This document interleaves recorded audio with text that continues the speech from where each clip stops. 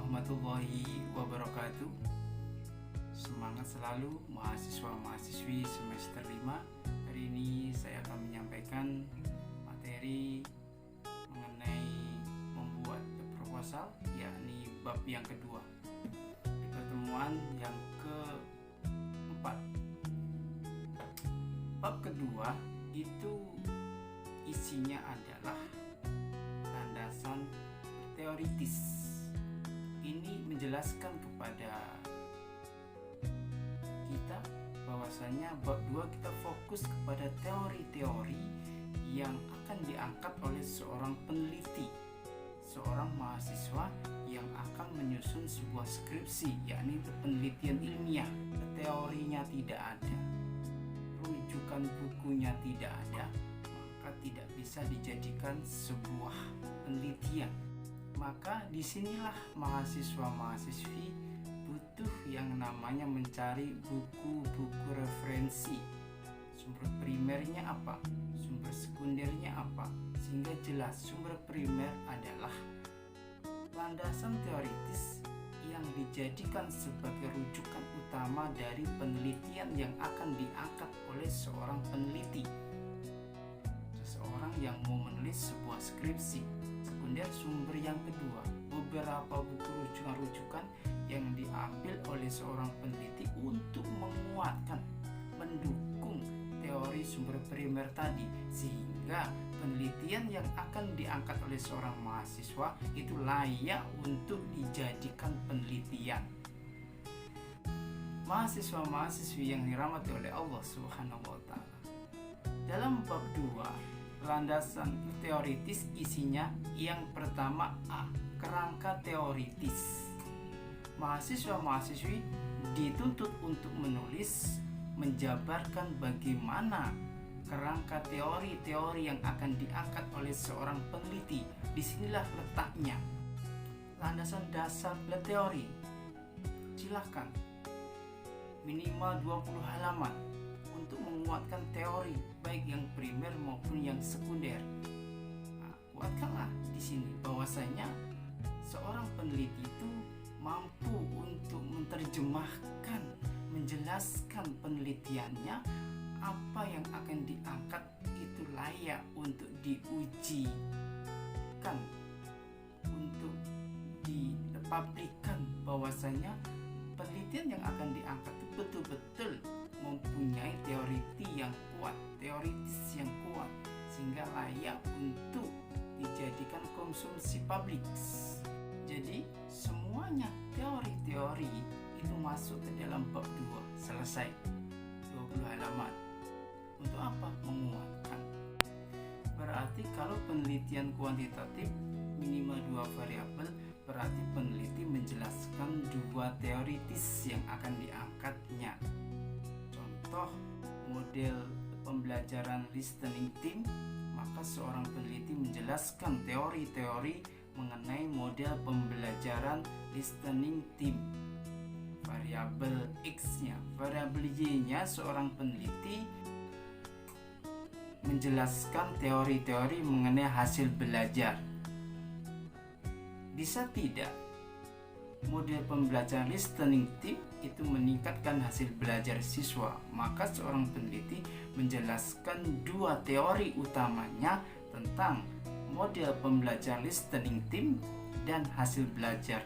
Makanya di sini saya memberikan informasi 20 halaman, 10 halaman dia bercerita mengenai teoritis model pembelajaran listening, 10 halaman lagi bercerita tentang 10 halaman lagi bercerita tentang hasil belajar secara teoritis, secara ilmiah. Dongeng ilmiah boleh, tapi ada rujukan yang jelas, ada sumber-sumber yang jelas yang bisa dipertanggungjawabkan. Jangan sampai bilang boleh tetapi rujukannya tidak ada. Ini berbahaya bagi seorang peneliti. Oh boleh, tetapi yang membolehkan rujukannya tidak ada. Ini berbahaya kalau penelitian ilmiah, karena tidak menguatkan dari data penelitian.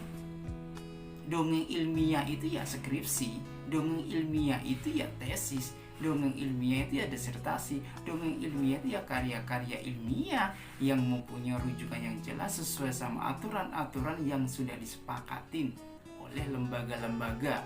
Seumpamanya kalau kita di STI Sultan Syarif Hasim Syekh berarti sesuai dengan aturan buku pedoman penulisan skripsi di STAI Sultan Syarif Hasim Syekh Indrapura. Jangan mengatakan boleh tetapi tidak tahu buku pedoman penulisan skripsi yang ada di SIA ini boleh tidak. Kalau tidak boleh ya tidak boleh.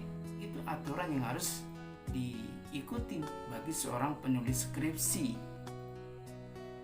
Begitu juga kalau kita mengikuti perlombaan-perlombaan karya ilmiah, maka pasti ada juknisnya yang harus diikuti oleh seorang penulis. Setelah itu, maka seorang peneliti di bab 2 itu akan menjelaskan tentang tinjauan relevan. Ini bercerita mengenai rujukan-rujukan peneliti-peneliti yang sudah terdahulu yang dilakukan oleh mahasiswa-mahasiswi yang ada di Sekolah Tinggi Sultan Syarif Hasim Syekh Sri Indrapura.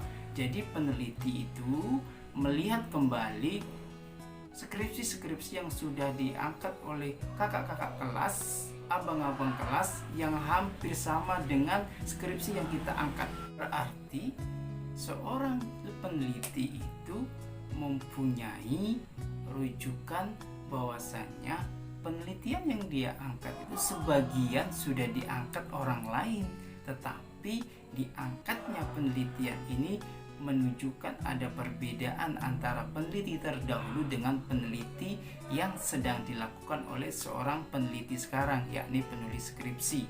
Maka ada perbedaannya. Disitulah seorang peneliti ini disebut sebagai peneliti bukan plagiat dari skripsi. Hati-hati, kalau kita plagiat di dalam penulisan ilmiah, gelar kita bisa dicabut. Etika dalam proses penulisan karya ilmiah, jangan sampai kan sudah sarjana, sudah disahkan dicabut. Kenapa?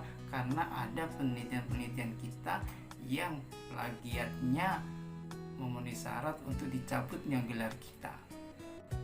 Setelah itu, seorang peneliti di bab 2 akan menulis tentang konsep operasional. Jadi setelah tinjauan relevan, yang ketiga ini adalah seorang peneliti adalah menulis konsep operasional. Berarti kalau dia 2 variabel atau lebih, maka akan menjelaskan bagaimana konsep-konsep operasionalnya yang diangkat oleh seorang peneliti. Karena ini 2 variabel, model pembelajaran listening team, dia akan menjelaskan mengenai itu, dan dia juga akan menjelaskan mengenai hasil belajar itu apa secara konsepnya. Karena ini nanti hubungannya dengan instrumen penelitian yang akan diangkat oleh seorang peneliti, akan menjadi sebuah angket penelitian. Makanya butuh konsep operasionalnya, diperjelaskannya apa indikator-indikatornya. Seorang peneliti akan mengangkat variabel X sama variabel Y, itu diperjelaskan di dalam konsep operasional.